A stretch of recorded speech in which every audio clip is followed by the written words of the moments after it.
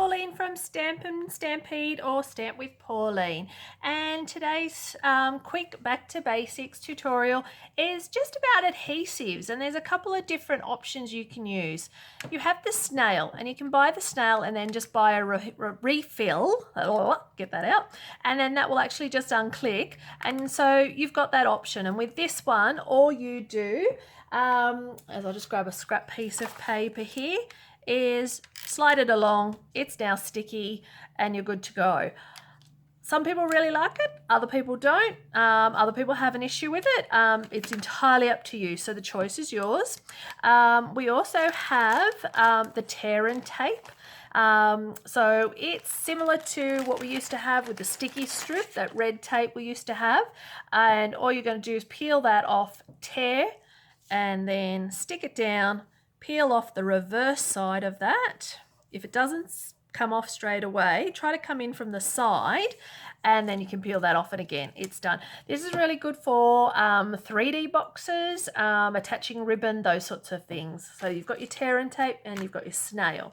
The next glue you can use if you want is the fine tip glue. It's a really good glue, except the problem that I find is getting this little shaft from this needle back into here, and if it doesn't go back in there, you have to carefully line it up and then secure it back in. And if you don't get that little needle in there, it actually dries out, and the glue's still liquid, but it won't come out the spout at all. If this does actually get blocked, what I have done is taken it over and run some hot water over it, and then put a toothpick down there or my paper piercing tool, just to see if I can actually unblock that. So that's the fine tip glue. The other option you can use is the Tombow glue. I always use Tombow glue. You've probably seen it in a few video tutorials. What I have done with that is I take the Tombow glue, and you can unscrew it, or you can actually use the base. It's entirely which side you want to use. This one will spread it, and this is a fine point. I tend to always just gravitate to the fine point. So with this, what I will actually do is just gently come down the outer edges of my card, not right on the edge, because it will actually have a smooshy sort of effect when you press it down into your card. So just leave a little bit of a gap on the edge and then just do the inside piece. If it ever gets blocked or it's a bit gunky, just remove that seal off the top. Sometimes that will happen on these. The other thing with the Tombow multi-glue, I actually leave it laying down when I'm in class, because that way then I'm not trying to fight getting the glue to the end. And on my desk, I have a little caddy, which I actually have them all standing up in a row so that I can just easily grab them and do that. The next option you can do is with the mini glue dots. This is great for attaching embellishments. So is the multi-purpose glue. The fine tip glue. You can also use that for embellishments, as well as the multi glue as well. So you've got that option. And then, so mini glue dots, what you're going to do is you undo this, you find where the glue dot is, peel off, roll your ribbon or your bow onto there, or you can use the paper piercing tool for that as well.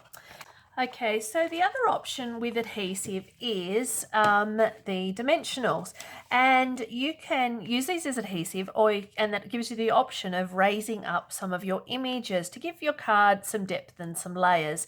So we have the mini dimensionals, and you can use a paper piercing tool with this, but this is really handy if you've just got a little piece maybe that just needs a little bit extra underneath it, or you find it's just not secure or something like that. So that gives you little tiny ones for those.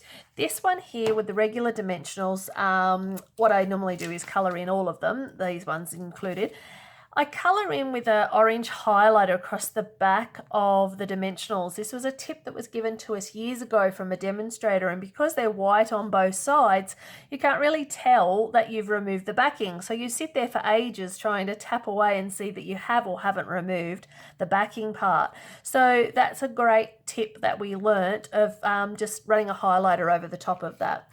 you've got the foam strip, and with the foam strip is really good if you're making a shaker card or you need something that goes the full length of your actual card. So that's great. But also too, another tip with the dimensionals is don't forget to use the side pieces. So if you don't have any of this foam strip, don't forget to use up the side bits of here as well. So you can even have half dimensionals, because sometimes that's what you need as well.